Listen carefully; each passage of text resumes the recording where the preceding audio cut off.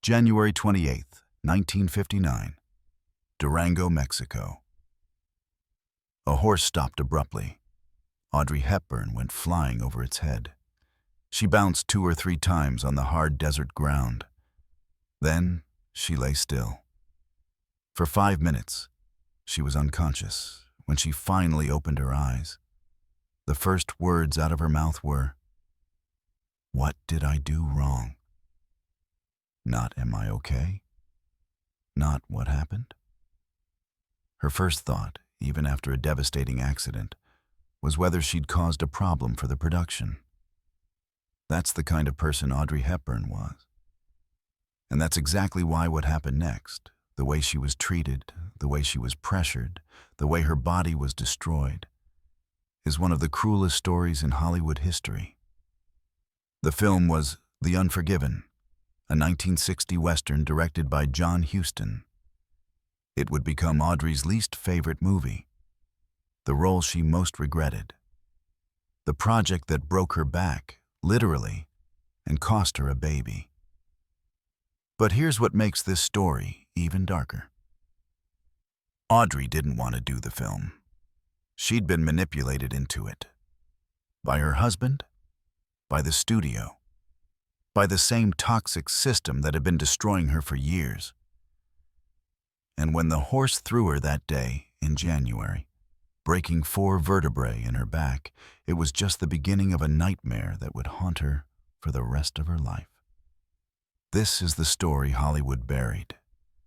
The story of how Audrey Hepburn's body was broken, her baby was lost, and her spirit was nearly destroyed. All for a film that nobody remembers and everybody involved wished had never been made. To understand how Audrey ended up in that desert, in that dangerous situation, you have to understand the manipulation that led her there.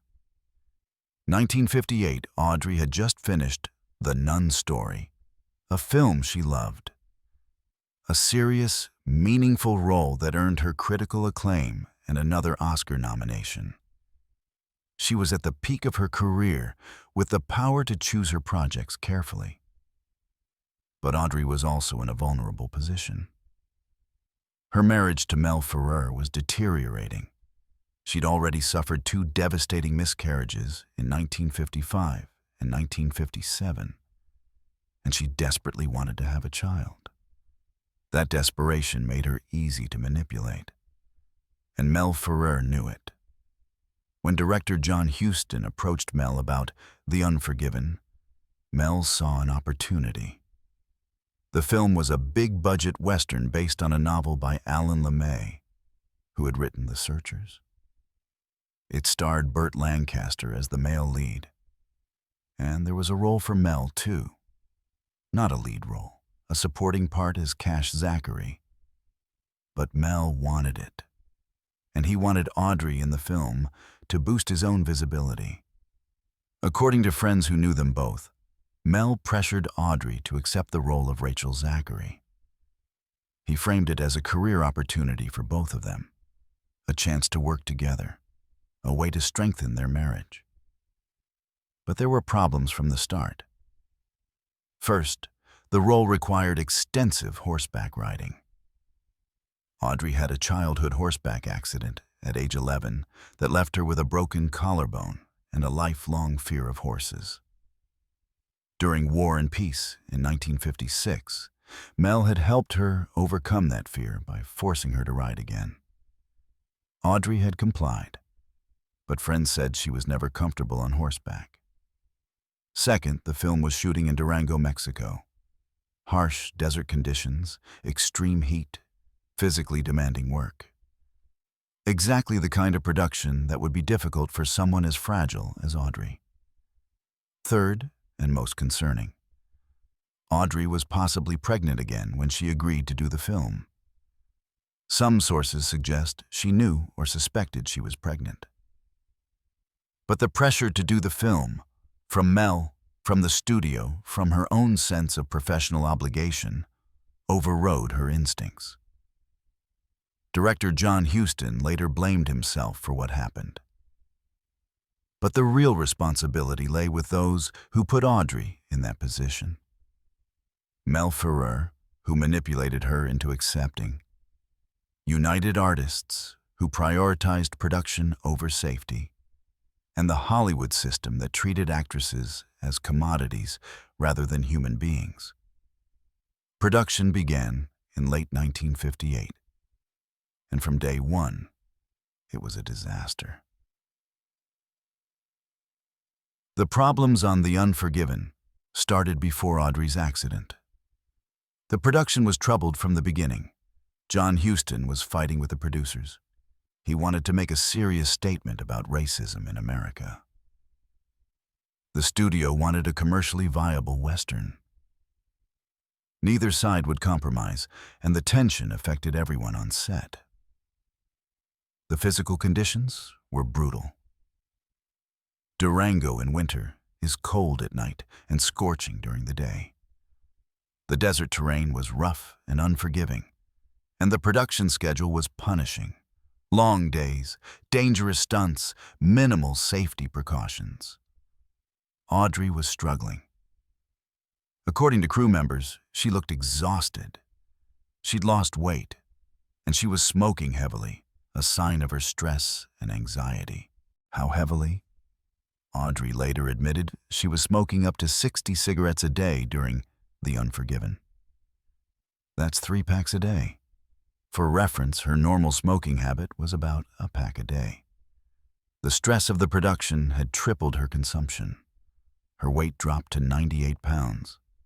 At 5 feet 7 inches, that was dangerously underweight. Crew members worried about her health. But nobody stopped production. Nobody suggested she needed rest. And the horseback riding was a constant problem. Despite her fear, Audrey insisted on doing her own stunts. This wasn't bravery. It was conditioning. She'd been trained by Hollywood to never complain, never admit weakness, never cause problems for production. The stunt coordinator had assigned her a double. Sharon LaCar, an experienced stunt rider who was supposed to handle all the dangerous riding scenes. But Audrey kept insisting she could do them herself. Why? Partly because Mel had convinced her she'd overcome her fear and was capable. Partly because she didn't want to be seen as difficult.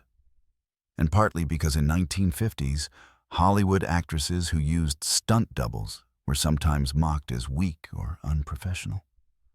So Audrey rode, even though she was frightened.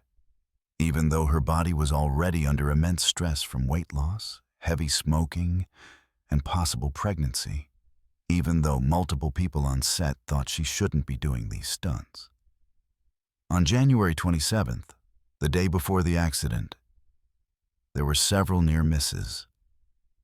The horse Audrey was riding, an Arabian stallion, was spirited and difficult to control.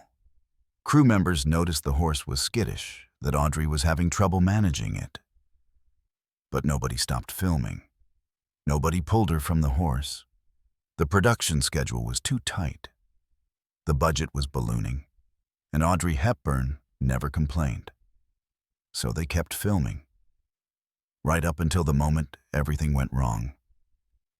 January 28th, 1959, Wednesday afternoon. The scene being filmed was a routine riding sequence. Audrey was on the Arabian stallion. The cameras were rolling. Everything seemed normal. Then there was a camera malfunction. Someone yelled, "Cut!" The horse, well trained to respond to verbal cues, stopped abruptly. But Audrey, not expecting the sudden halt, had her weight forward.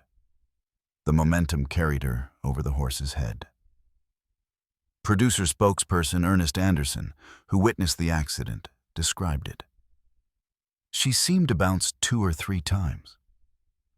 Audrey hit the hard desert ground, head first, then her back. The impact was devastating. She lay unconscious for 5 minutes.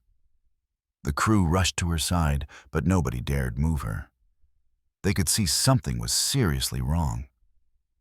When Audrey finally regained consciousness, her first words were, "What did I do wrong?"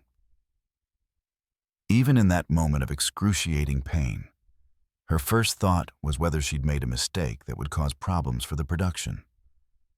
Mel Ferrer, who was on set that day, rushed over. Later, he would tell the press, "She's in pain every minute. She won't say it and won't admit it." But in that immediate moment, according to witnesses, his first concern wasn't Audrey's welfare. It was whether the production would be delayed. Doctors arrived. They examined Audrey where she lay, afraid to move her until they understood the extent of her injuries. For 2 hours, she remained on the desert ground, in agony, while medical personnel assessed her condition. Finally, they transported her to a hospital. The diagnosis was catastrophic. 4 broken vertebrae in her back, torn muscles in her lower back, a badly sprained foot. And possibly, though this wouldn't be confirmed for weeks, she was pregnant. The fall might have cost her another baby. From her stretcher, Audrey tried to maintain her composure. She told the press, "I feel fine. It only hurts when I laugh. So don't say anything funny." But it was forced bravery. Mel would later admit, "She's in pain every minute." And then Audrey said something that breaks your heart when you understand the context. She told Mel, "Don't get angry at the horse. It wasn't the horse's fault." Even after being nearly killed, Audrey was worried about blame, about anger, about someone or something being punished. Because that's how she'd been conditioned by years of manipulation and abuse. To take responsibility for everything. To protect everyone else. Even at the cost of her own well-being. The horse wasn't at fault. The horse had done exactly what it was trained to do. Stop on cut. The fault lay with everyone who had put Audrey in that dangerous situation. With Mel for manipulating her into the film. With the producers for prioritizing schedule over safety. With the Hollywood system that treated actresses as expendable. But Audrey didn't blame any of them. She worried about the horse. Audrey was flown back to Los Angeles. The injuries were so severe that doctors initially worried she might never walk again. 4 broken vertebrae. That's not a minor injury. That's the kind of trauma that can cause permanent paralysis, chronic pain, lifelong disability. But Audrey had 2 things working in her favor. First, she was incredibly fortunate in who nursed her back to health. By an amazing coincidence, the nun who cared for her in her Beverly Hills home was the real Sister Luke, the nun whose life had inspired The Nun. The Nun Story, the film Audrey had just completed. Sister Luke nursed Audrey almost around the clock. The dedication and expertise probably saved Audrey from worse long-term damage. Second, Audrey was young and healthy, despite the smoking and weight loss. Her body had reserves that older or less healthy people wouldn't have had. But recovery was agonizingly slow. For 6 weeks, Audrey was essentially bedridden. She couldn't walk, could barely move without excruciating pain. And during those weeks, something else happened.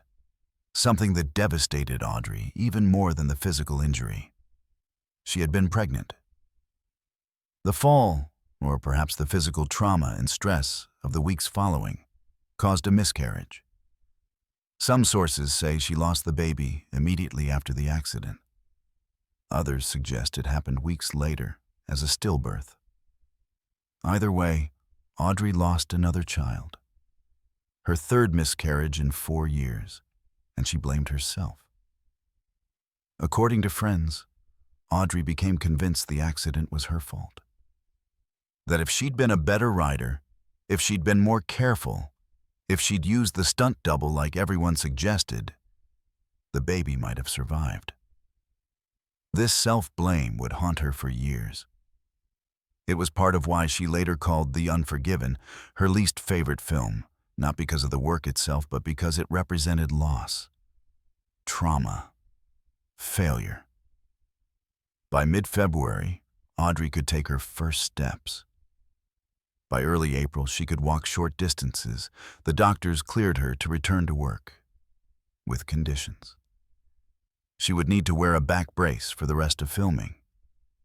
Her wardrobe would have to be redesigned to hide the brace. She couldn't do any strenuous activity, and she would likely have chronic back pain for the rest of her life. That last prediction proved accurate. The back injury from The Unforgiven caused Audrey pain for decades. When she was tired, stressed, or ill, the old injury would flare up. She managed it with heat therapy, gentle exercise, and sheer willpower. But she never complained publicly, because that's what Hollywood had trained her to do: suffer in silence and smile for the cameras. April 1959. Against all medical advice, Audrey returned to Durango to complete The Unforgiven. Why would she do that? Why would she go back to the place that had nearly killed her, to the production that had cost her a baby? Several reasons. First, contractual obligation. She'd signed a contract. Walking away would have meant legal consequences, breach of contract lawsuits, potential blacklisting in Hollywood. Second, professional pride. Audrey had never quit a film, never left a production incomplete. Her work ethic, that same quality that made her so exploitable, wouldn't let her abandon the project.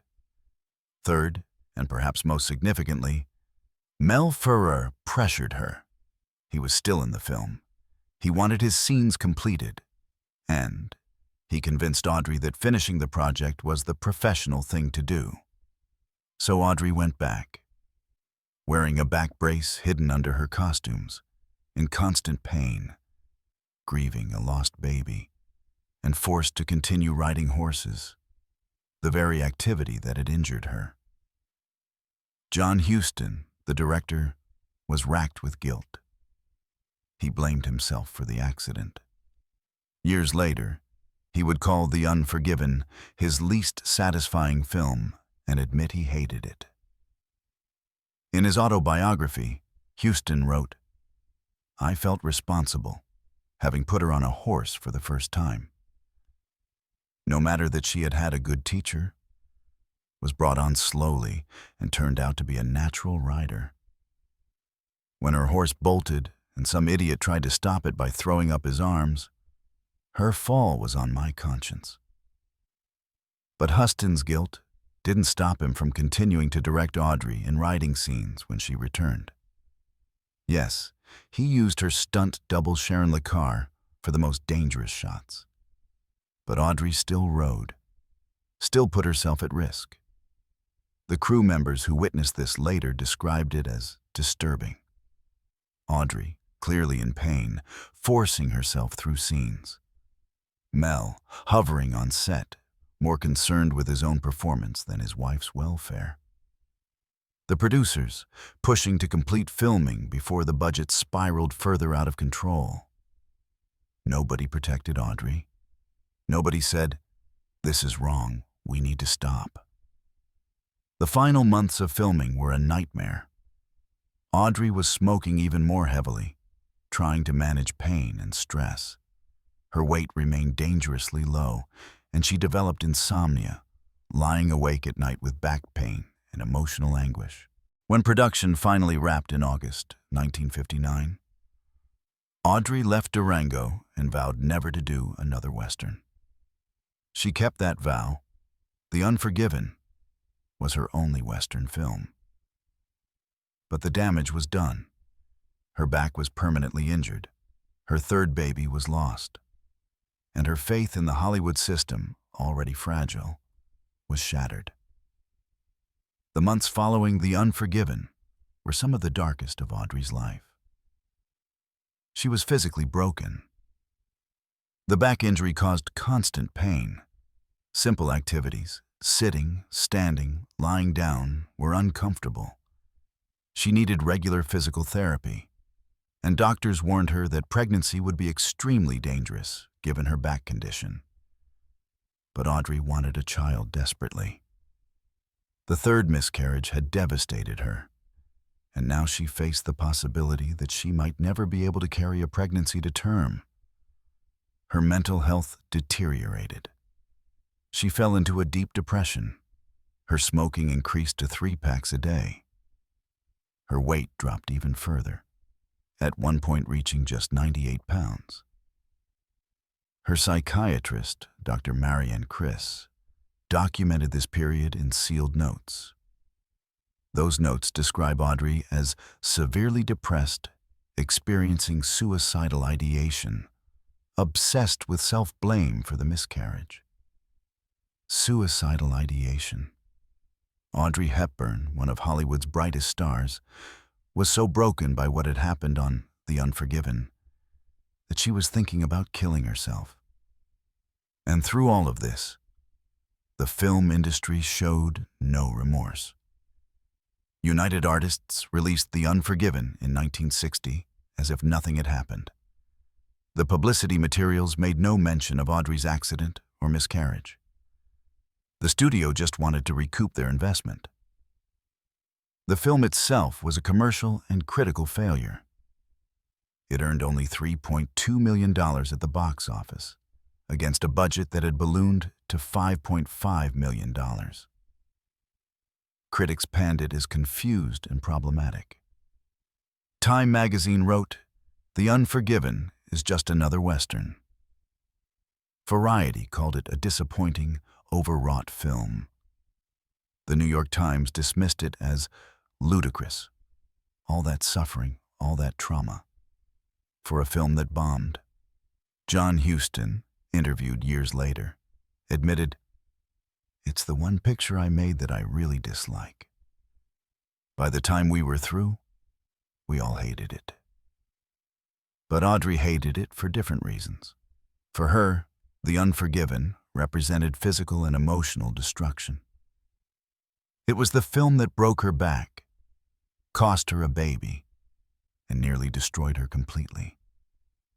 Friends who saw Audrey in late 1959 and early 1960 said they'd never seen her so broken, so defeated, so completely destroyed by the Hollywood machine. But then something unexpected happened, something that would save her. Late 1959, against all odds, against medical advice, against the damage to her back, against 3 previous miscarriages, Audrey got pregnant again. This time, she made a decision that went against everything Hollywood had trained her to do. She chose herself over her career. She refused all film offers. She stayed on complete bed rest. She took every precaution doctors recommended. And most importantly, she left Hollywood and went to Switzerland. Away from the pressure, away from Mel's manipulation, away from the industry that had nearly killed her. For 6 months, Audrey barely moved. She lay in bed, protected by family and medical staff, doing nothing except trying to keep this baby alive. On July 17, 1960, she gave birth to a healthy baby boy, Sean Hepburn Ferrer, her miracle baby, the child who had survived despite everything. Years later, Audrey would say, "I'm sure it's wonderful to have a baby the first year you are married. But when you want a baby so much and wait years, then lose a child, the joy is impossible to describe when one does arrive." Sean's birth vindicated Audrey's decision to prioritize her body over her career. If she'd continued working, if she'd given in to studio pressure, she likely would have lost this baby too. The back injury from The Unforgiven caused complications during the pregnancy and delivery. But Audrey survived. Sean survived. And for a brief moment, it seemed like the nightmare was over. Audrey took a year off work to be with Sean. She turned down major roles, including Maria in West Side Story, to focus on motherhood. When she finally returned to acting, it was for Breakfast at Tiffany's, a role that would become her most iconic. A film that proved she was more than just Hollywood's victim. She was a survivor. But the shadow of the Unforgiven never fully left her. For the rest of her life, Audrey carried the physical and emotional scars of the Unforgiven. The back injury never fully healed. In interviews years later, friends and family would mention that Audrey dealt with chronic back pain. When she was tired, when she was stressed, when her immune system was compromised, the old injury would flare up. During her UNICEF work in the 1980s and early 1990s, when she traveled to war zones and impoverished regions, the back pain was a constant companion. But she never complained. Never let it stop her from doing the work she found meaningful. Her son Luca Dotti later revealed, "My mother had chronic pain from that accident for her entire life. She managed it quietly, but it was always there." The emotional damage was perhaps even more lasting. The Unforgiven represented everything wrong with Hollywood. The manipulation, the disregard for safety, the prioritization of profit over people. Audrey rarely spoke about the film publicly. When asked about it in interviews, she'd give brief, polite answers and move on quickly. She didn't want to remember, didn't want to relive the trauma. In one of her final interviews in 1992, she was asked about her most difficult role. Her response: "The Unforgiven was difficult, not because of the acting, because of what it cost me." She didn't elaborate. But those who knew the full story understood what she meant. Interestingly, The Unforgiven became a cautionary tale within the industry. Stunt coordinators began citing Audrey's accident as an example of why actors shouldn't do their own dangerous stunts.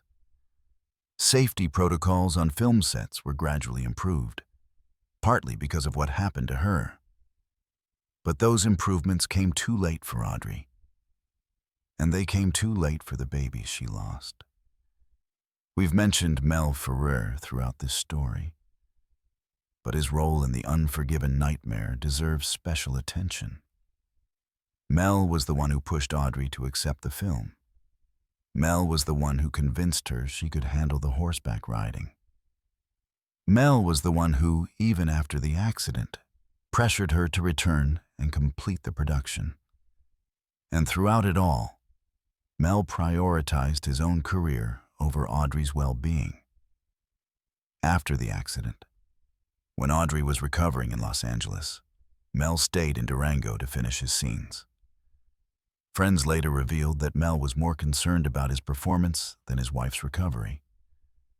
Years later, when Audrey finally divorced Mel in 1968, friends said The Unforgiven was one of the turning points. It was a moment when Audrey saw clearly how little Mel cared about her welfare compared to his own ambitions.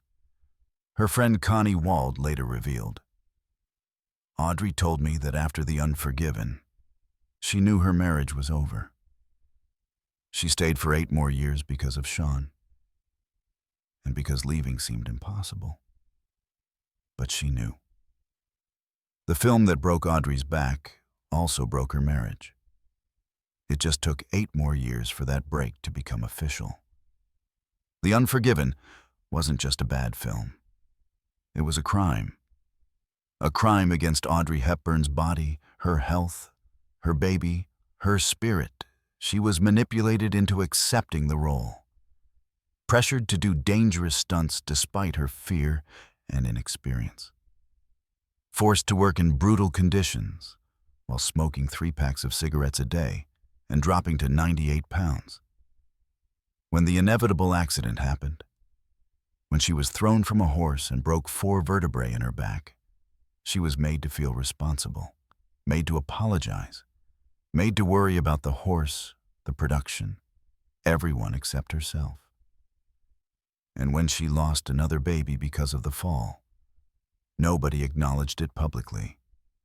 Nobody apologized. Nobody said, "We're sorry we put you in that situation." Instead, she was sent back to Durango to finish the film, still in pain, still grieving, still wearing a back brace hidden under costumes. Because that's what Hollywood did to its female stars in the 1950s and 60s. It broke them. And then it demanded they smile for the cameras. John Huston felt guilty. He called the film his least satisfying work and admitted he hated it. But guilt doesn't undo damage. Mel Ferrer should have felt guilty. He manipulated Audrey into the project, failed to protect her, and then prioritized the production over her recovery. But there's no evidence he ever took responsibility. United Artists should have felt guilty. They put profit over safety and rushed a production that never should have continued after such a serious accident. But studios never apologize. Only Audrey blamed herself, because that's what she'd been trained to do. But here's the truth. Audrey Hepburn did nothing wrong. She was the victim of manipulation, of a negligent system, of an industry that chewed up its stars and spit them out. The 4 broken vertebrae in her back, not her fault. The lost baby, not her fault. The chronic pain she endured for 34 years until her death in 1993, not her fault. The Unforgiven should be remembered as one of Hollywood's greatest failures.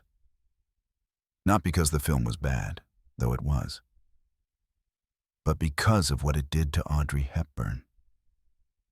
It nearly killed her. It cost her a baby. It left her with permanent injury. And it showed that even Hollywood's most beloved stars were just commodities to be used and discarded. Audrey survived. She went on to have Sean. Then Luca. She made more beautiful films. She devoted herself to UNICEF and saved countless children's lives. But she never forgot the Unforgiven. And neither should we. Because remembering what Hollywood did to Audrey Hepburn reminds us that behind every glamorous image, there's often a story of suffering that nobody wanted to tell.